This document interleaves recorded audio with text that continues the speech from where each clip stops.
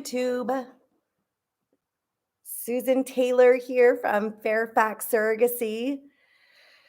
I am continuing our series, 4-part series each week. I'm talking a little bit more about my experience as a gestational surrogate and becoming a gestational surrogate for those of you who are interested in doing that. This week, I'm going to do some frequently asked questions, but not your standard frequently asked questions. There's probably a few that I get professionally, but for the most part, I'm going to talk about the things that I got asked as an actual gestational carrier, or surrogate. So I will just go ahead and get started. I've actually made a list, and I talked to some surrogate friends to see what were some of the questions that they most got asked, and we all kind of had the exact same things. So I'll just get started. Probably the number one question I ever got asked, and they said that they ever got asked, was, were you related, or are you related to the baby? And the answer to that is no. As a gestational carrier, which I touched on, I think in my last video, a gestational carrier is just gestating and delivering the baby. So we are the oven, we are the just the carrier of the baby that is either biologically or legally, ethically, morally related to the parents. So we are not. There are some surrogates that are related to the baby they're carrying. And I'm going to talk about that more in another frequently asked question in my last series next week. But I wanted to kind of just stick to the more fun questions this week. So no, the answer is no. As a gestational surrogate, I was not related to the babies. Then the second most commonly asked question, and this was again across the board with every surrogate I talked to, is, were you sad when you gave up the baby, or did you feel attached to the baby? What was that like? And the answer to that is overwhelmingly no, I did not feel sad. And not because I'm heartless. I love babies. They're so cute. And I love the babies I carried. But carrying those babies was like carrying my best friend's babies. Even though my intended parents at the time were not best friends, they, I'm having some difficulties. Okay, I think I'm okay. Sorry about that. I think I'm having some internet connection stuff. Hopefully this looks okay. Oh, technology. Anyway, so as I said, no, I was not sad. I did not feel an emotional connection. Sorry, I'm just seeing if anything I do will help this. I wonder if you guys are seeing it on your end. Why is it doing this? No. Huh. Well, I think it's whenever I talk. If anybody's watching, will you let me know if you're seeing if you're seeing the video go crazy? On my end, it's like going bananas. Okay, these are good questions. So I really want to get through them. Okay, were you sad? No, I was not sad. They were like my best friend's babies. I definitely was more attached to my intended parents than I was to the babies. I've said before, I'm also a midwife, so I take care of women throughout their pregnancies and their deliveries.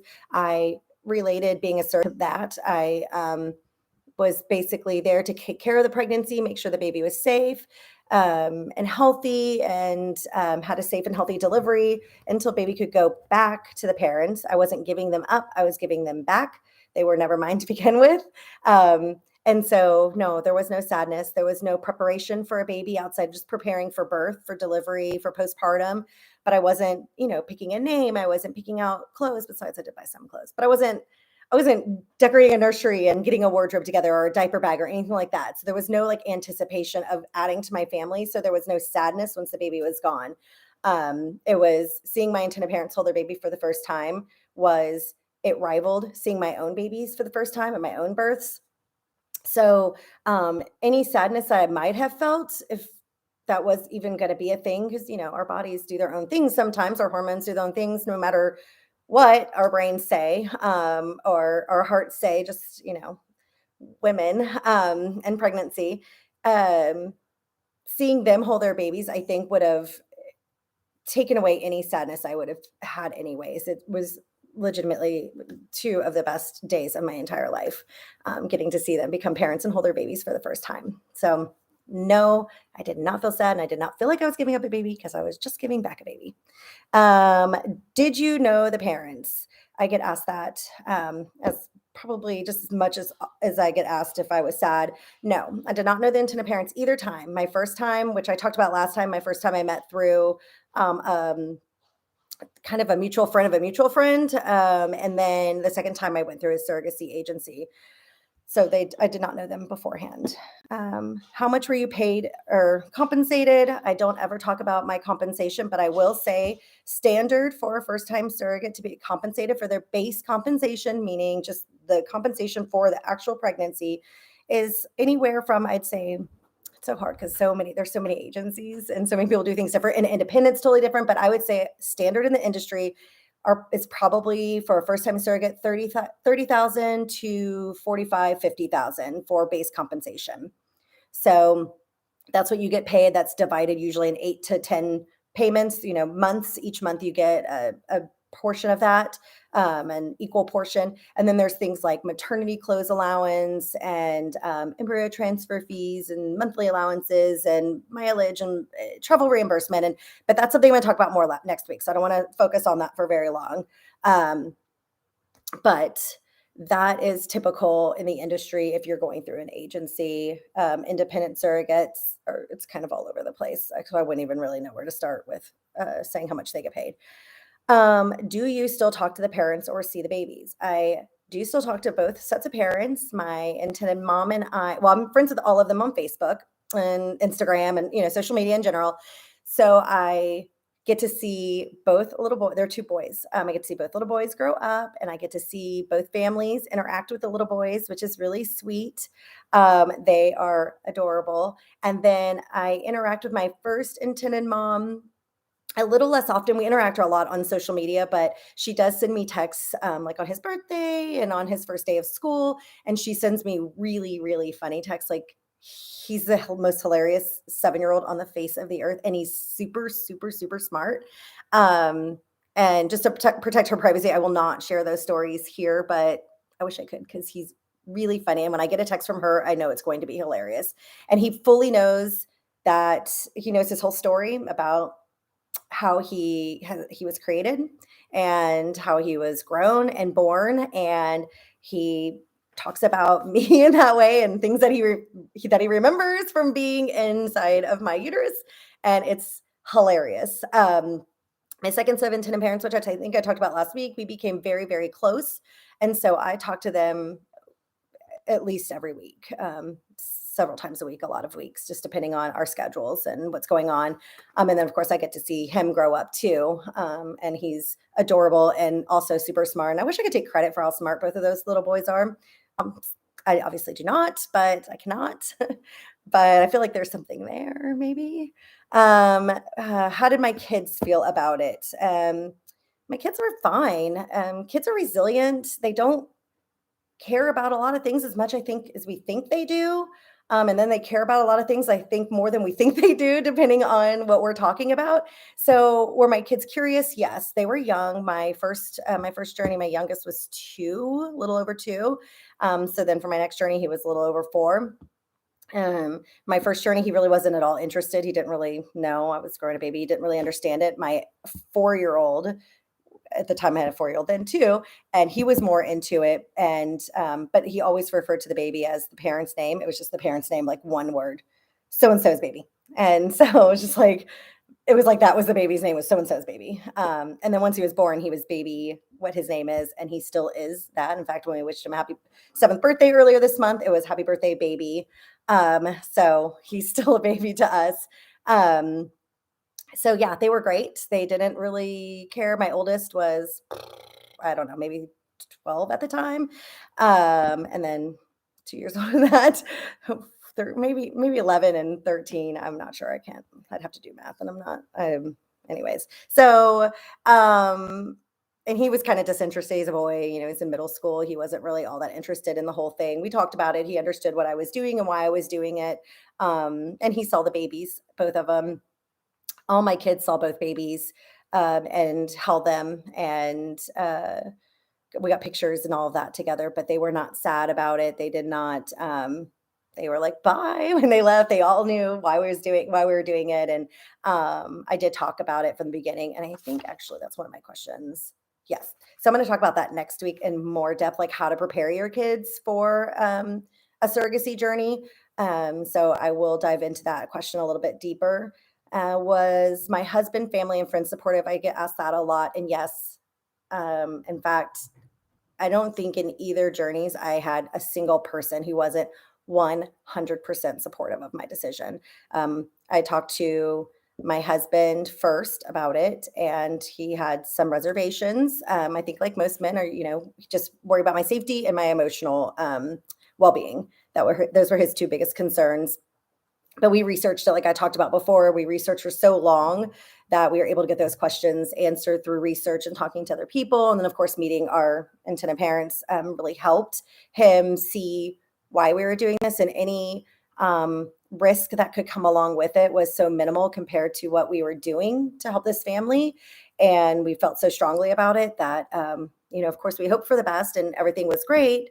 Yeah, he had some reservations. Nobody else did. Well, I say my mom did. My mom had a little bit of reservations. Again, same things, just physically, she knows that there's risks that come with pregnancy. And then, the emotional side effects with none of us knowing anybody who had been a surrogate or been through it.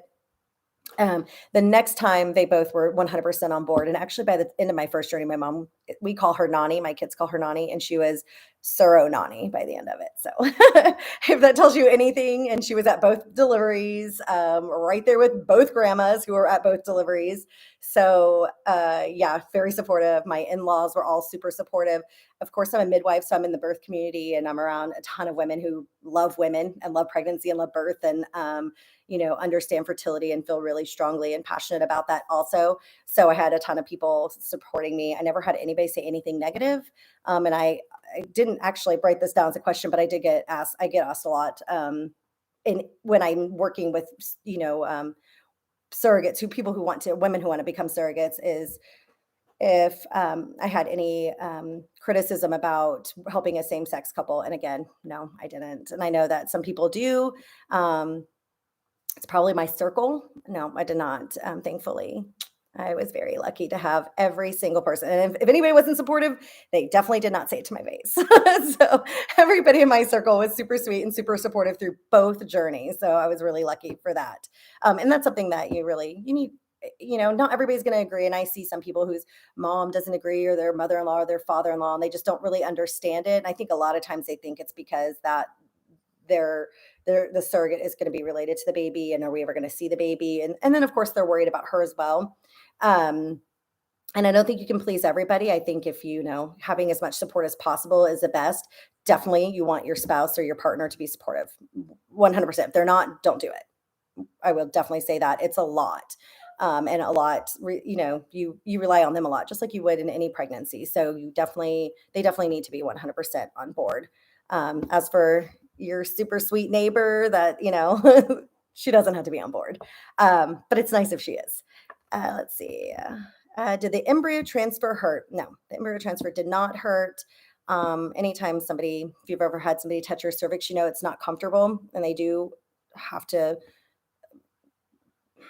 go through the cervix. It's not really, you're kind of touching it, obviously, because to go through it, you have to touch it. So that kind of pinches, just like if you've had a pap smear. I always kind of equate it to that. And I am going to talk more about what an embryo transfer actually looks like next week. So I won't really get into that this week, but I'll just say, no, I did not think it hurt. I thought it was kind of uncomfortable. To be honest, it was a little uncomfortable. Did you work with an agency? I have that asked a lot, and I've talked about that before. And obviously, no, I did not the first time, and I did the second time. And I always recommend working with an agency. And I don't say that because I work for an agency. I actually work for an agency because I recommend that you work with an agency. And I wanted to work for an agency because I wanted to be a part of educating women on becoming a surrogate, and just bringing awareness to infertility and surrogacy in this whole industry, where surrogates are so needed, because there's so many families that need the help to finish building their families. So that is why I actually work for an agency, because I feel strongly about them.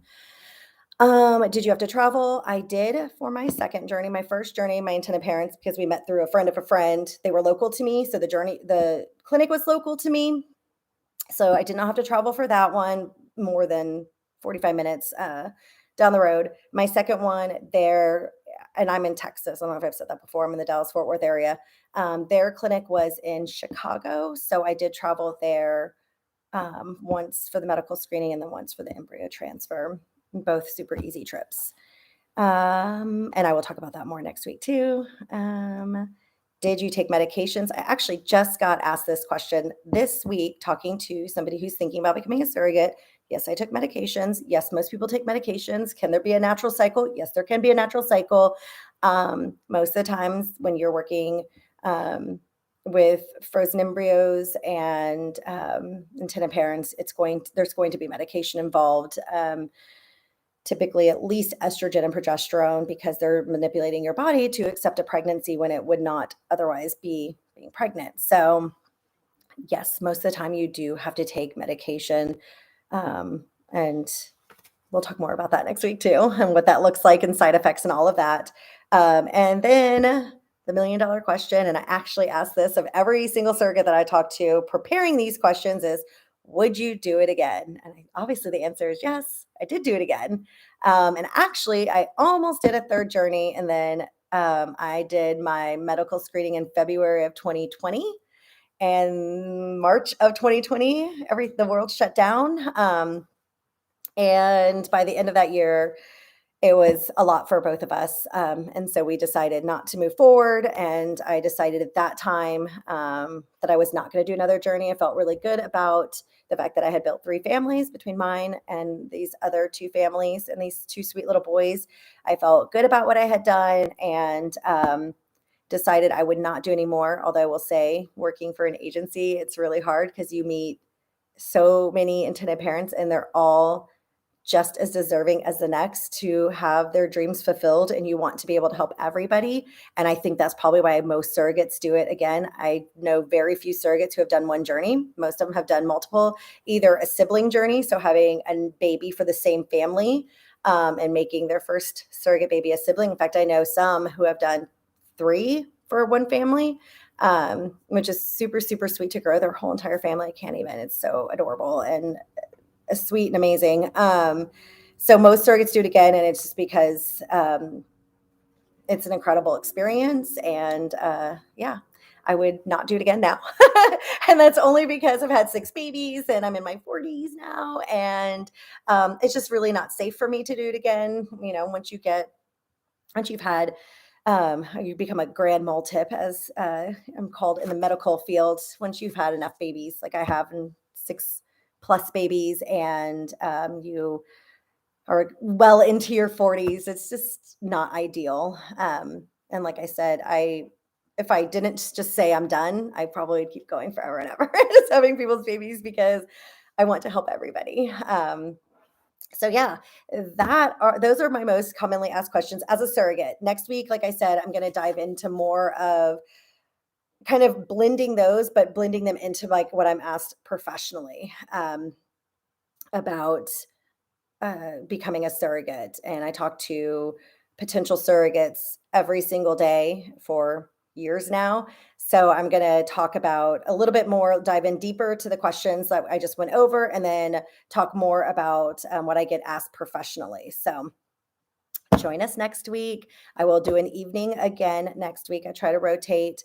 And then that will be the last series, the last video in this series. And then we will have a new one coming at you. You can find us on social media, Fairfax Surrogacy. You can email me at staylor@fairfaxsurrogacy.com. You can look us up online at www.fairfaxsurrogacy.com.